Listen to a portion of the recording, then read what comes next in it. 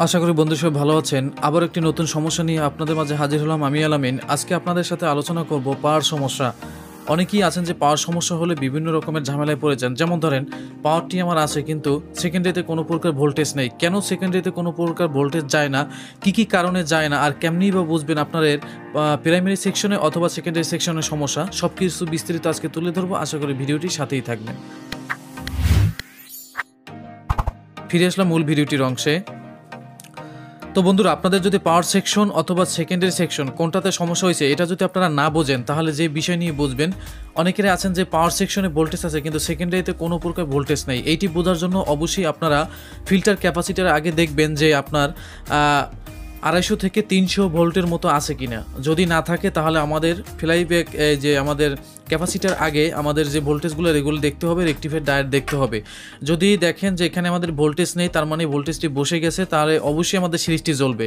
আর যদি সিরিজটি যদি আমাদের না জ্বলে, হালকা জ্বলার পর যদি নিভে যায়, তার মানে বুঝতে হবে ফিল্টার ক্যাপাসিটার পর্যন্ত আমাদের ভালো আছে, তার মানে ফিল্টারের ভিতরে আমাদের ভোল্টেজ নিচে, এই জন্য আমাদের সিরিজটি হালকা জ্বলছে।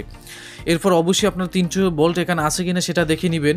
এরপর আপনারা এখানে একটি গ্রাউন্ড এবং এখানে আপনারা ধরে এই যে মাঝের পিনে দেখবেন এখানে অসিলেশন ভোল্টেজ হয় কিনা।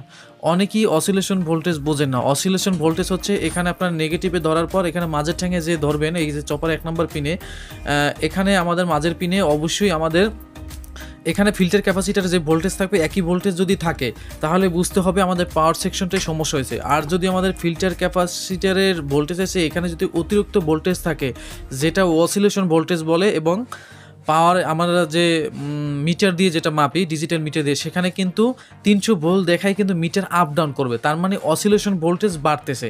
যদি এরকম অসিলেশন ভোল্টেজ হয় তাহলে আমাদের সেকেন্ডারিতে ভোল্টেজ পাবো 110 ভোল্ট এবং driver section vertical section voltage পাবো। আর যদি দেখেন এখানেও ফিল্টার ক্যাপাসিটারে 300 ভোল্ট এবং আমাদের ট্যানজিস্টরের মাঝের ঠ্যাঙেও কিন্তু একই ভোল্টেজ পেলে, তার মানে পাওয়ার সেকশন সমস্যা আছে। এখন যদি আমাদের অসিলেশন যে ওই যে মিটার বন্ধ হয় অফ হয়, এই ভোল্টেজটা যদি না থাকে, এখানে একই ভোল্টেজ যদি থাকে, তারপরেই বুঝতে হবে আমাদের সেকেন্ডারিতে কোনো ভোল্টেজ যাচ্ছে না এবং পাওয়ার সেকশনের সমস্যা।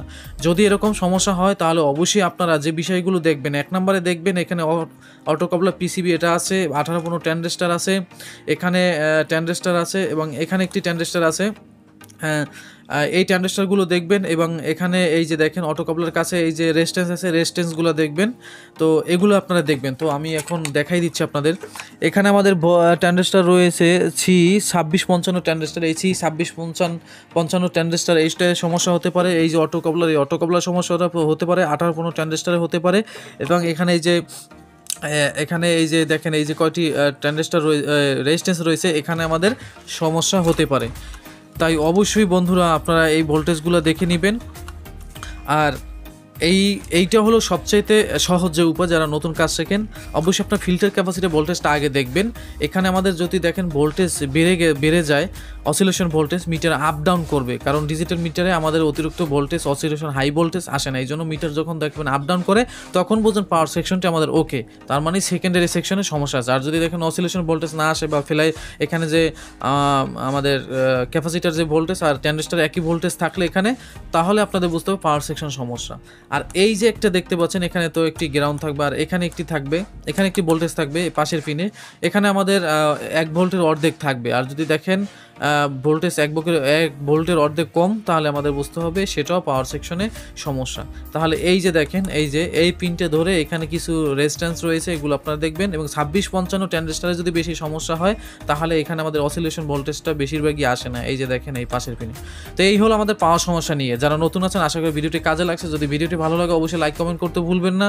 নতুন যে চ্যানেলগুলো আছে সেগুলো আপনারা দেখে আসবেন। যারা গ্যাজেটের বিভিন্ন রিভিউ দেখতে চান সেগুলো দেখে আসবেন। যারা ইউটিউবের নতুন চ্যানেল আছে, যাদের ইউটিউবের নতুন চ্যানেল আছে এবং আমি চ্যানেলের বিষয়ে কিন্তু অনেক ক্লাস দিচ্ছি, সেগুলো আপনারা দেখে আসবেন। ধন্যবাদ কষ্ট করে ভিডিওটি দেখার জন্য। আসসালামু আলাইকুম।